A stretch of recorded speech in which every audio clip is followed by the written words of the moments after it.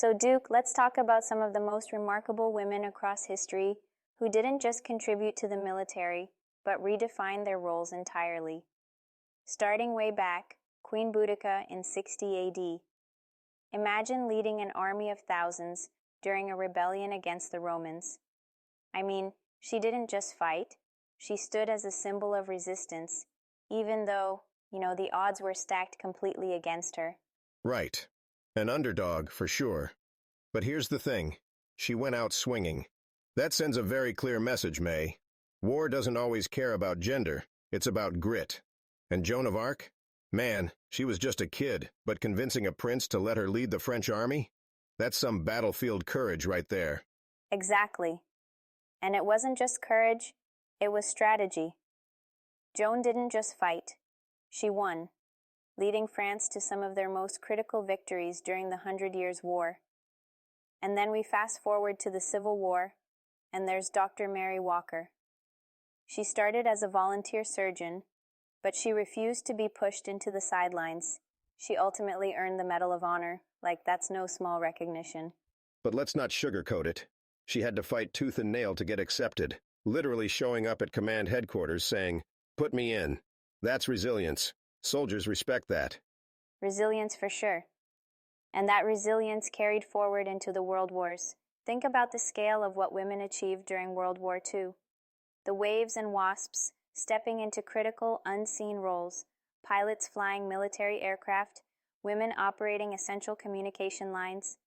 It wasn't just about filling in, they were proving that they could perform just as effectively, or better, honestly, than their male counterparts. Better isn't far off. I'll give you that.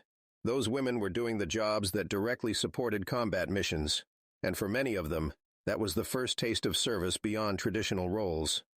You ever hear about Brigadier General Hazel Johnson Brown? First African-American woman general in the U.S. Army, and... Absolutely. Her story's incredible.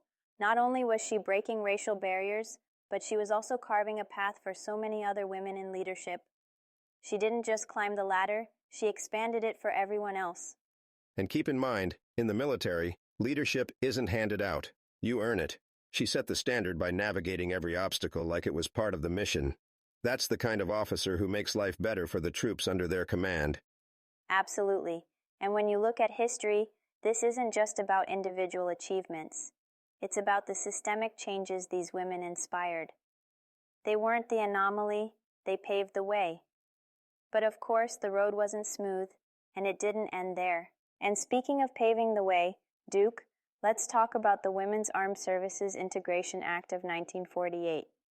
It wasn't just a milestone. It symbolized everything these trailblazers stood for: systemic change.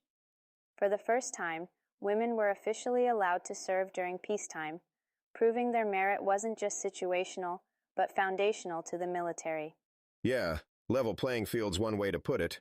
But, May, let's not forget, the military didn't exactly roll out a welcome mat. Women had to claw their way into every corner of the service, and look where it took us. 2013, finally opening all combat roles to women. That's just over a decade ago. What took so long? Progress moves slow, Duke. But when that decision happened, it wasn't just symbolic, Women stepped up, they filled combat roles, piloting fighter jets, serving on submarines, leading on the front lines. Take Admiral Michelle Howard, for example. First woman to become a 4-star admiral in the Navy. Her leadership, especially leading anti-piracy operations, showed everyone that leadership isn't defined by gender. It's about excellence. Admiral Howard, she's the real deal. She didn't just lead offensives, she set the benchmark. And opening combat roles? That decision gave us operational flexibility. You know what I mean? It's not about gender. Mission success comes first. You heard about those cultural support teams in Afghanistan? Absolutely. CSTs were groundbreaking. Women training to support special operations units, bridging cultural divides in Afghanistan by interacting with local women, something male soldiers couldn't do without causing, issues. But it wasn't just cultural diplomacy. These women were in combat zones, proving they could handle the physical and psychological pressure right alongside their peers. Exactly. They weren't just ticking a political box, they were mission critical.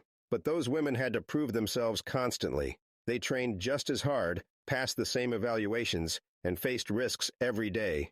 It's one thing to say you've got capabilities. It's another to stand in a firefight. And some of them paid the ultimate price. That's right. And their success paved the way for more inclusion in elite units. Look at General Lori Robinson, first woman to lead a major combatant command in the U.S. military. Her rise wasn't just a personal victory, it's symbolic. Women are carving out leadership spaces at the very top, not because they're exceptions, but because they belong there. Yeah, Robinson's move to top command proved something big. You get the right leader for the job, period. If anything, her leadership showed that when opportunities align with ability, the military only gets stronger. Exactly. These milestones aren't just about quotas or headlines, they're shifts in how the military operates. Women are no longer a side note. They're fundamental to... You're right, May. Those shifts, leaders like Admiral Howard and General Robinson, have shown what's possible. But let's not sugarcoat it. Women in the military still face plenty of hurdles. Gender stereotypes? Those haven't gone anywhere. It's like people think we're stuck in some mid-20th century mindset or something. And the kicker? Women have to prove themselves twice as hard just to get treated as equals. That's the reality. Absolutely, Duke. And the stereotypes don't always stay in civilian thought. They seep into military culture too. The idea that women can't hack it in combat or leadership roles. It's outdated, but it lingers in subtle ways. Like the constant questions about strength. Can she carry a 200-pound soldier? Well, clearly they can. It's already been proven time and again. No doubt. I've seen women soldiers out-train some of the guys. But beyond that, there's another beast. MST, military sexual trauma, is not just some bureaucratic term, May. It's a real issue. And let's be honest, we've still got work to do when it comes to accountability and making these units a safe space for everybody. Absolutely, and it's not just about holding individuals accountable, but creating a culture shift across the board. Policies have come a long way, for sure, but until the entire environment shifts, many women are left navigating these struggles in silence. That's why mentorship programs can be surprisingly effective. They provide a support system, especially for women entering units that are predominantly male. Mentorship, yeah, that can work. But it's got to come with enforcement from leadership, top down. Take someone like Lieutenant General Nadja West. She's proof that women can break through those barriers when they've got the right conditions and the grit to push past nonsense distractions. She didn't just get there by accident, you know? Exactly, Duke. And she's not just an inspiration, she's a roadmap for what's possible when obstacles are confronted head-on. Her story isn't about just surviving the challenges, but thriving in leadership. And speaking of thriving, do you know Captain Melissa Vargas? Yeah, her story's legit. Immigrant background, financial struggles, and then, even still, she made the Army her springboard for a better life. That's the kind of empowerment the military can offer. But the thing is, we got to make sure more women see that opportunity, and not just the hurdles in the way. Right? Because when women succeed here, it's transformative.